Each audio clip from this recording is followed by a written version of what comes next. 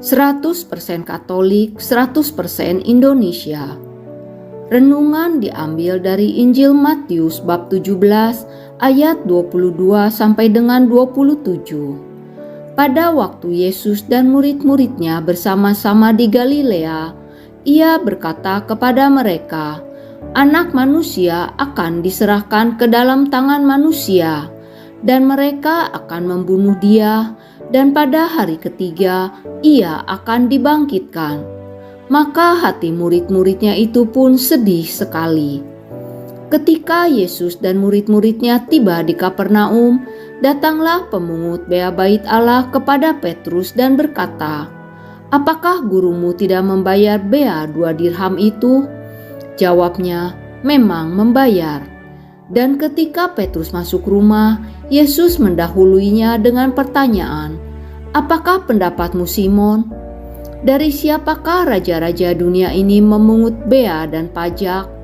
Dari rakyatnya atau dari orang asing?" Jawab Petrus, "Dari orang asing." Maka kata Yesus kepadanya, "Jadi bebaslah rakyatnya. Tetapi supaya jangan kita menjadi batu sandungan bagi mereka, pergilah memancing ke danau. Dan ikan pertama yang kau pancing, tangkaplah dan bukalah mulutnya. Maka engkau akan menemukan mata uang 4 dirham di dalamnya.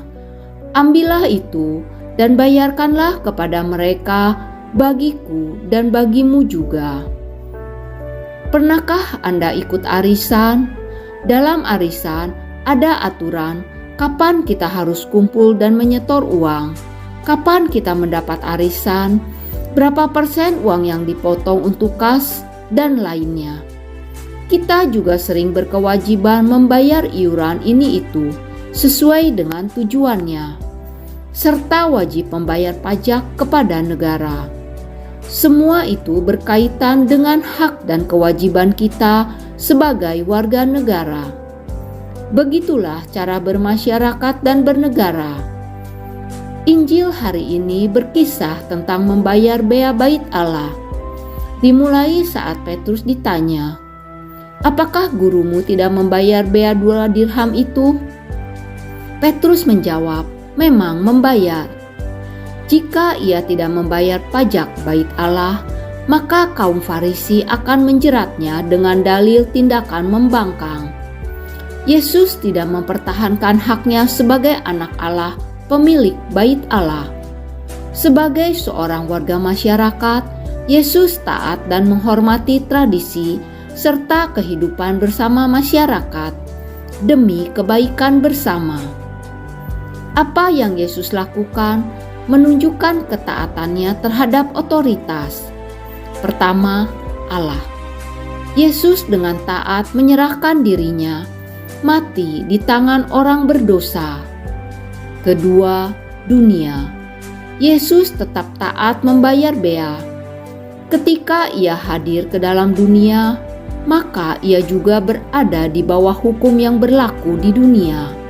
Yesus mengajarkan bagaimana bersikap taat agar tidak menjadi batu sandungan demi kebaikan bersama. Yesus mengajarkan bagaimana harus mengabdi kepada Tuhan dan juga mengabdi kepada masyarakat, dalam hal ini pemerintah. Kita tentu pernah mendengar semboyan yang sangat terkenal dari almarhum Monsinyur Sugio Pranoto, 100% Katolik, 100% Indonesia. Utamanya ialah perihal upaya untuk mengintegrasikan antara kekristenan, khususnya Katolik, dan nasionalisme atau kebangsaan menjadi satu entitas, yaitu Indonesia. Monsinyur Ignatius Suharyo mengatakan, idealnya seorang warga negara Indonesia yang beragama Katolik karena imannya bergerak melibatkan diri dalam kegembiraan dan harapan, duka dan kecemasan masyarakat Indonesia, khususnya yang kecil, lemah, miskin, tersingkir, dan difabel. Marilah kita menjadi saksi Kristus dengan menjadi pribadi yang taat, sehingga tidak menjadi batu sandungan bagi orang lain, melainkan menjadi teladan dan mencerminkan Kristus. Tuhan, Engkau memberi teladan bagaimana mengabdi kepada Engkau dan masyarakat. Mampukanlah kami untuk menjadi 100% Katolik, 100% Indonesia, dan bentuklah kami agar tidak menjadi batu sandungan bagi orang lain. Amin.